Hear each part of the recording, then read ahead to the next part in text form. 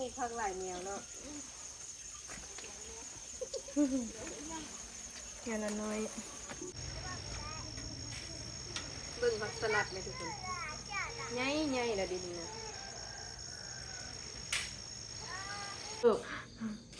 ค่อนข้างที่จะรักแหลมไหมเนี่ยที่เขาบ่ใส่ให้มันย่างบุหูย่างสิกว่าเท่ากันมันล่มเนาะมันมาใส่แล้วป้ามันละย่างบ่เศร้าเกือบใหม่เนาะเป็นธรรมดาโอ้ซื้อเป็นเดือนละเหรอบ่ได้ใส่เด้เมียกำลังเสียดออกหลาบมันนี่บ่ได้ดังไฟมันนี่เฮ็ดเซมอ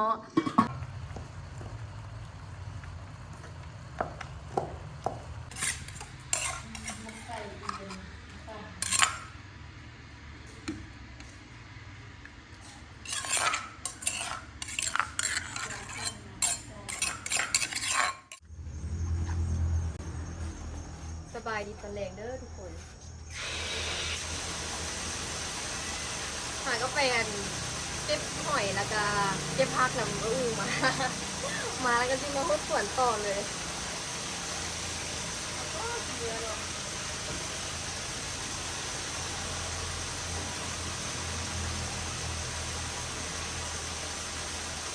ขอบร้อนเลยขึ้นเริ่มขึ้นยาวเลย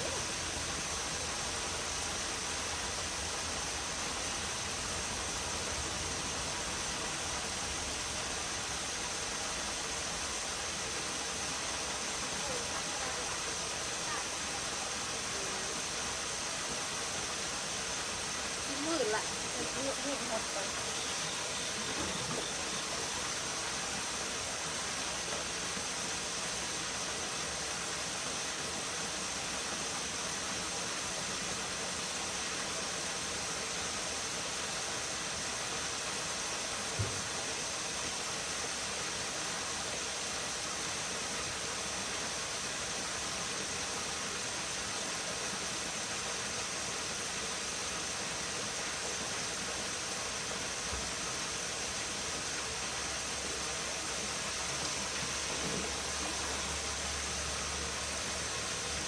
พร้อมกำลังขึ้นงาม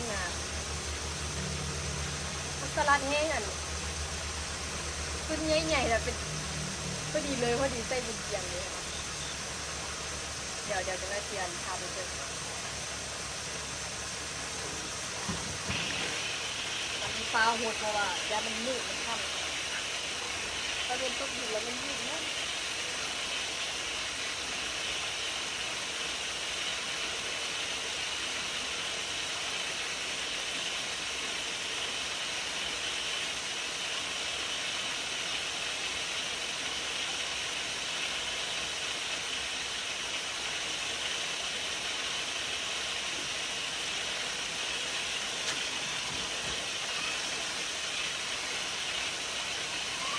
มันจะดินแห้ง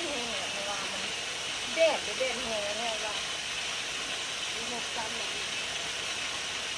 เป็นน้ำออนไลน์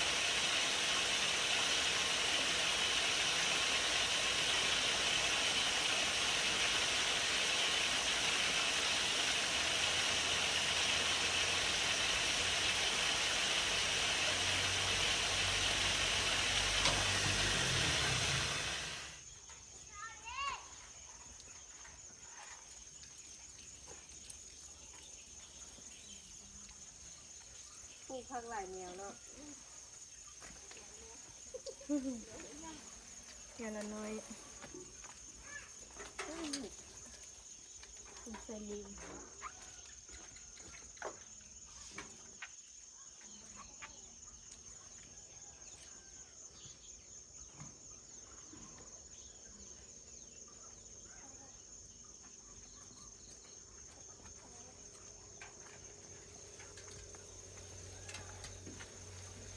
แถวนี้ยันหุดไปหอบหนึ่งละถึงจะแถวลุ่มเนี่ย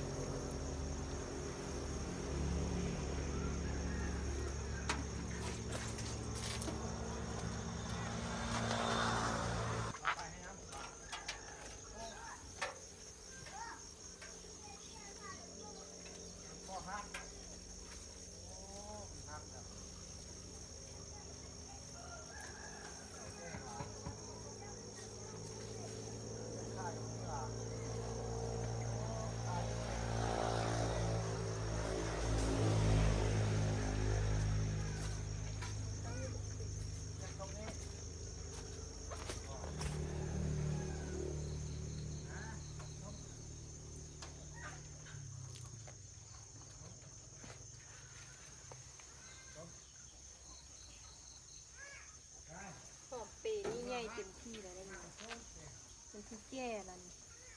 กินบ่ทัน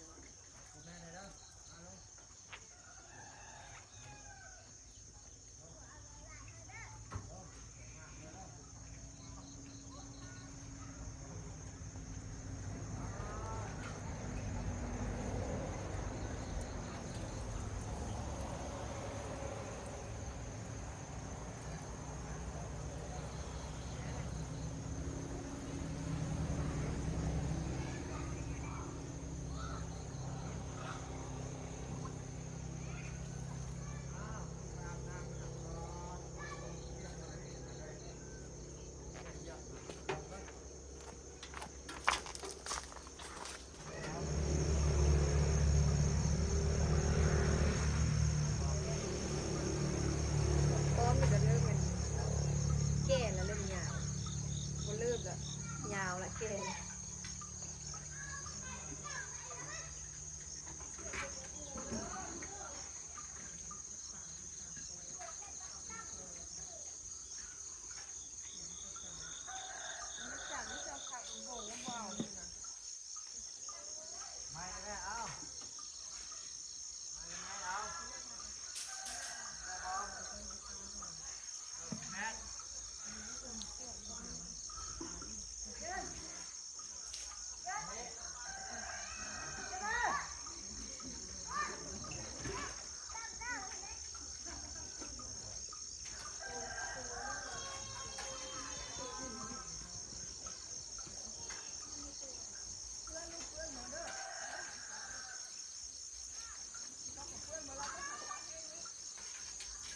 ก็จะเฮ็ดสวนอยู่นี่คือกันเฮ็ดอยู่ข้างอยู่ติดกันเลยข้ามแต่หัว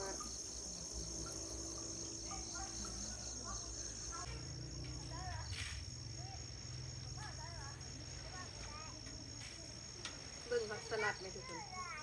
ใหญ่ๆแล้วดีนี่นะใบใหญ่นี่เป็นตะกินเลยยังฝั่งนั้นเนาะยังน้อยอยู่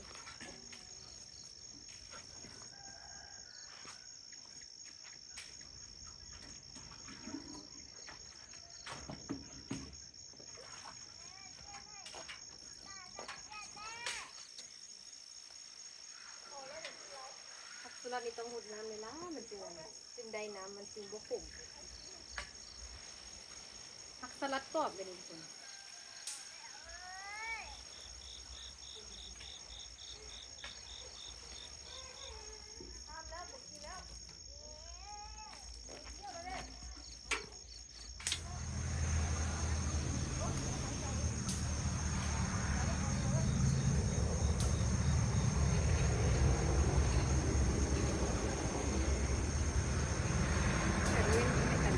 ไม่จันผ่านกระโบงก็มีเห็ดหอมเห็ดอย่าง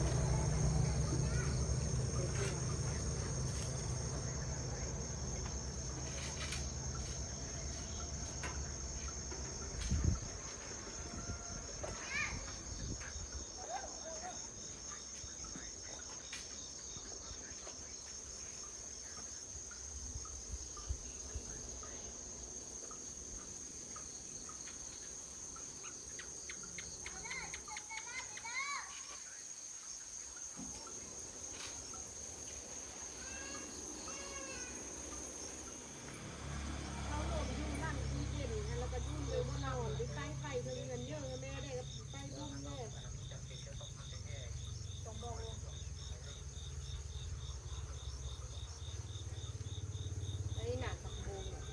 เริ่มขึ้นมา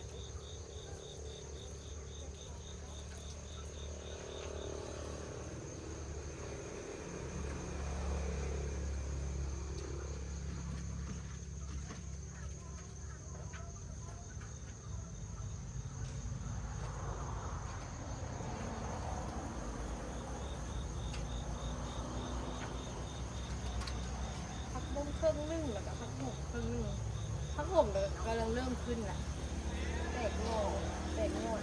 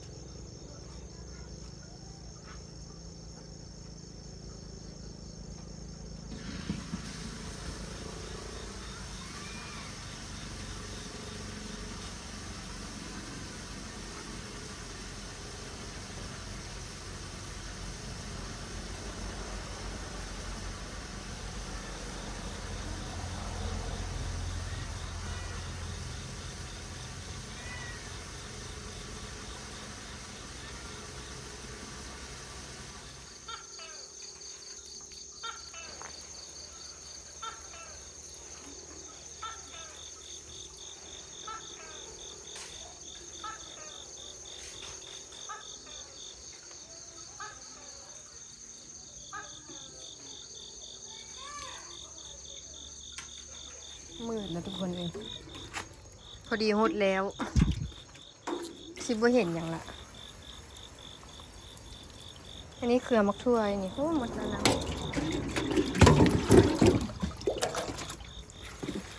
เครือมักทั่วกันยาวละอันนี้เบียร์มักผิดไม่จันเอามาบุ่งดิอัน เจ้าของงานหลังนี่แหละเอาให้ อันนี้แม่นั่นหอมป้อมที่ไม่จันปลูกใหม่มันเริ่มขึ้นแล้วเด้ขึ้นหลายละมืดแล้วทุกคนไม่ค่อยเห็นละท้องฟ้าตะเวนตกดินแล้วเป็นมืดแล้วบ่เห็นอะเด้อละสิให้เบิ่งอันผักสลัดนี่นะมืดก่อนเนาะนี่กำลังงามกำลังขึ้นมันงามๆนี่นะ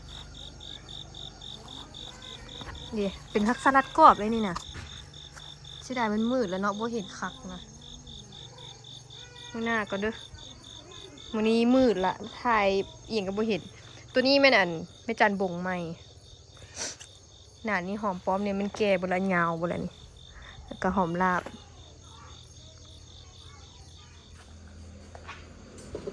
เฮ็ดอิหยังกินทอดไข่ ทอดไข่ให้ออโต้ป่ะตื่นมาแล้วหิวข้าวเลยนะทอดไข่ใส่มักแตง บอกว่าเอามักแตงเอาอะไรมักแตงเอาต้มกิน ก็เดี๋ยวว่าทอดไข่ใส่มักแตง ไม่เคยกิน ก็น่าจะกินก็น่าจะได้ค่ะได้ดิ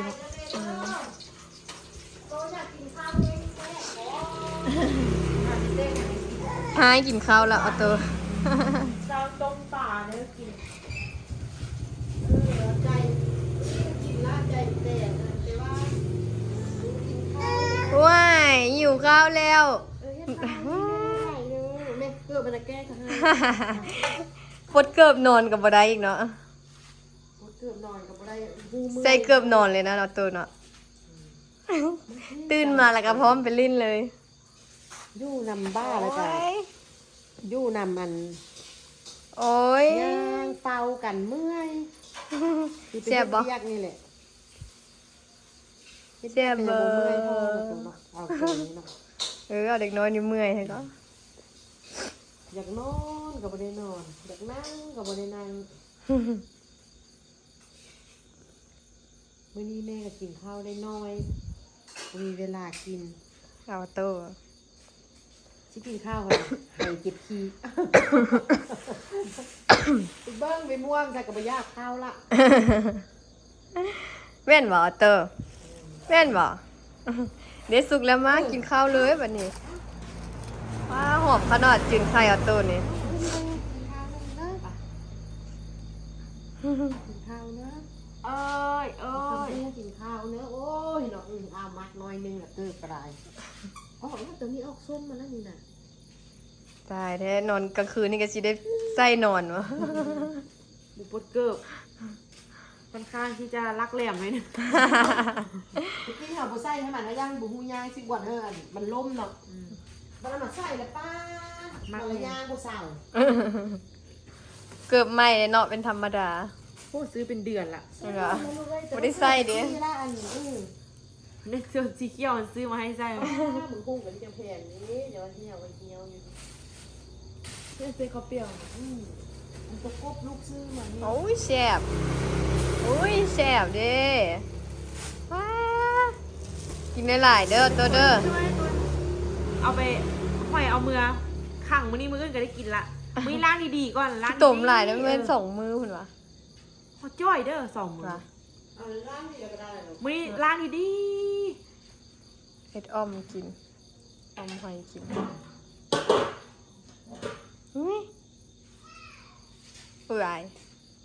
ฮ้อนติบ่แม่นฮ้อนว่ะ มื้อนี้มันบ่ยากข้าวคันมื้อเดียวมันยากมัน นี่มาฮอดเฮือนละมาเห็น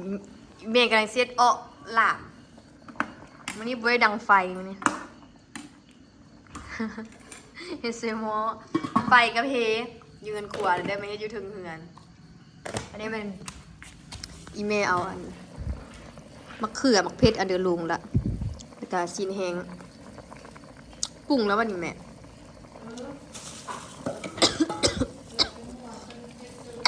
เกลือเป็กนัวเสร็จแล้วนี่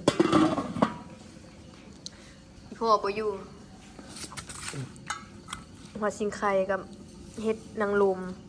แล้วก็เป็นหอมผักอีตูหอมบัวหอมปอมนี่ยังไม่อยู่เฮือนเลยมื้อนี้ สบายไฟไว้ดังนะคือสิสุกแล้วไอ้มักแคนตำมักแคนใส่น้ำจิ้มหัวมันสดดิแม่ไฟอยู่ในครัวนะ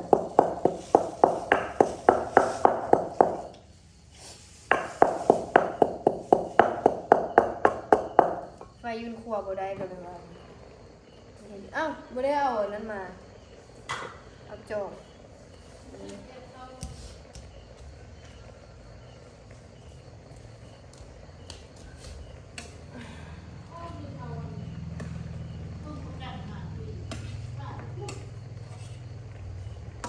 ต้มมะเขือมะเข็ดแล้วก็เอาออกมาตำเฮ็ดออกหลาบซีนแห้งซีนซีนหมูปลาซีนหมูแห้ง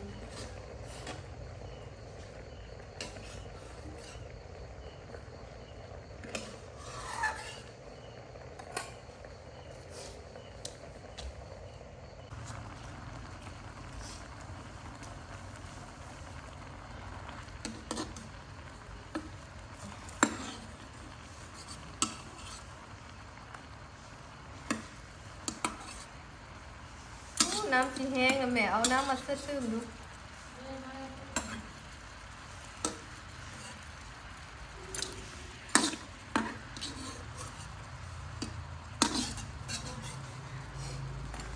น้ำซีนแห้งกันไม่ต่ำเลย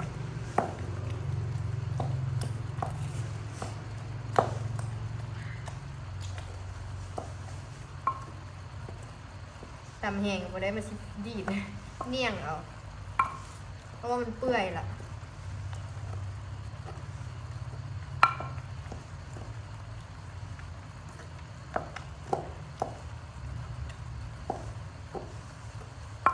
อ้าวคือเอาน้ำมาใส่ไหม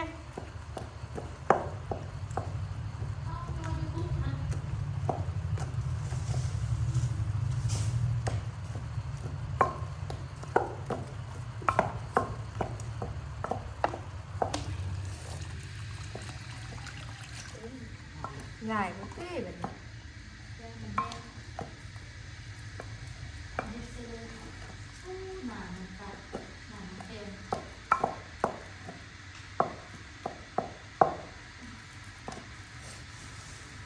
หอมมะแคนก็ได้กินหมูไข่กับหมูไข่อยากกินลาบเทา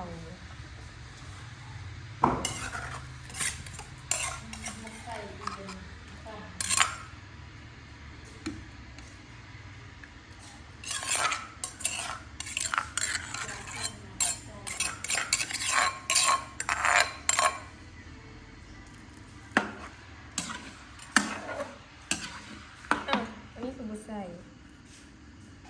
ใส่แล้วอ่ะ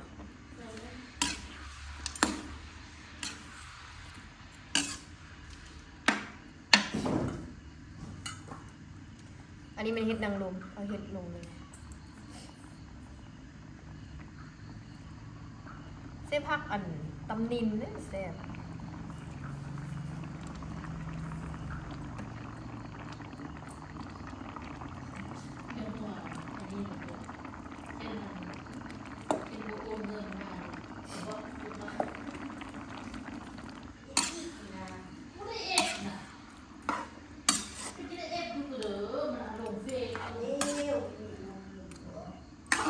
ปลาแห้งเฮ็ดสุกแล้วจึงสิเอาหอมจึงมาซีมาซ่าแล้วก็สิเอาหอมลงหอมนี่จะลงอันสุดท้ายเลย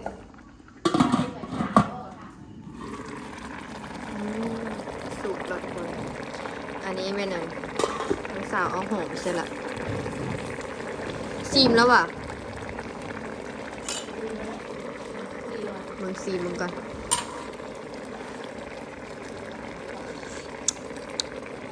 โอเค พอดีละตักใส่จานเลยแบบนี้ตักใส่ถ้วยเลยอุ่นแกงนะ หมดตรง ตักเอามาเลย มัน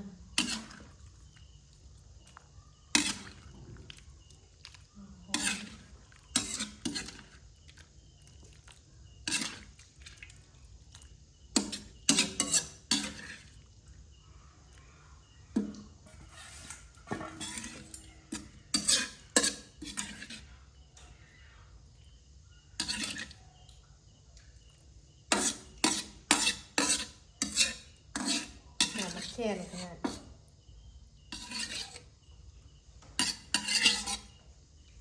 เอาในหัวสิงไข่ เอามันชิอุ่นแกงดิ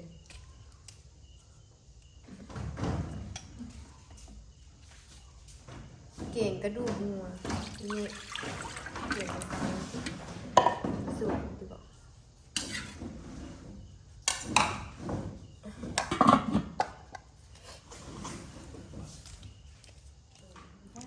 มาเดี๋ยวทุกคนกินข้าวแรงกันเด้อ เราเที่ยฮะ ยายถูก ลงคนเพื่อน อ้าวแม่ยังมีเพื่อนอันนั้นว่ะทับสร้างเครื่องว่ะ สั่งเครื่อง สร้างเครื่องแล้วเปิดผูกเขาเนี่ย เพื่อนเอามาส่งเธอป่ะ อ้าวถามอีเมลให้เพื่อนมาถามเขาซ้ำมาดิโอ้ เอาแค่มีผู้สร้างคนกับยามาที่บอก มีสุเบา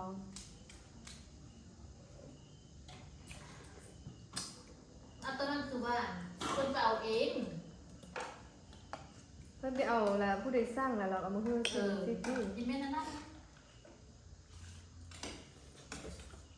อีติ๊กเกตอันห้ามตะนาง เพื่อนถ่ายให้มันเจียนๆเลยพอดีบ่ได้เศร้าที่ อันเดิมไม่ได้เศร้านะจุดนั้นเดลปี แหมเงินสติดกับเดินนั่นเลยอะ แค่ไอ้บุญนั่นมันไอ้อันฝากรถนั่นก็ได้อีกสหขายเครื่องน้ำเมียซะกระโปงแห้งละ ในเขาเก็บเงินมา เพิ่นคนเศร้าเพิ่นคนเศร้าเดินฝากรถ พ่อบุญเหรอ เพิ่นบ่ได้เฮ็ดนั่นเขาเพิ่นคนเศร้า เจ้าอย่างที่เขาไปจอดว่าปล่อยเขาน่าจะดื้อจอดรถ เอาเขาจิว่าได้เนี่ยเขาเศร้าเนาะ เอาไปว่าอันไปขอจอดแล้วเพิ่นก็สิเว้าบอกว่าให้เขาประมูลแล้วอะไรอย่างนี้ สรุปว่าจะพอ จอดที่แม่มันจังหุ่มจังว่าสิไปหมันว่าน้องเก็บเงินได้15,000เอา เท่าไหร่เขาประมูลเท่าไหร่ จังเลย พ่อได้เอ็ดนะได้หลายนะ โอ้ยเดินสักน้อยๆนี่ แล้วก็จะยับรถออกกัน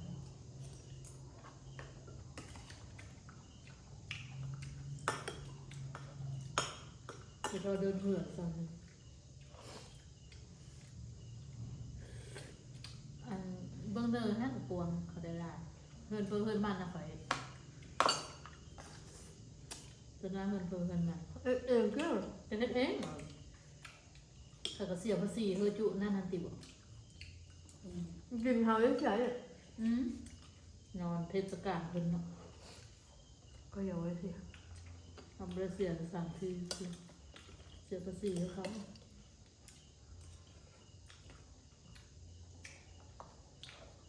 บ่ได้ทอดไฟ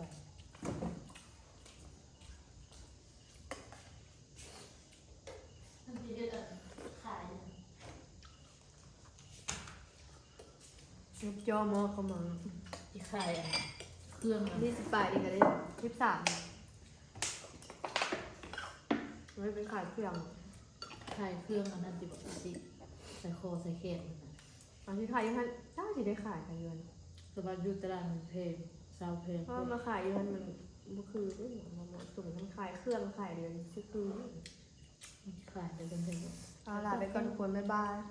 อย่าลืมกดติดตามช่องติ๊กสาวลาวสารเด้อ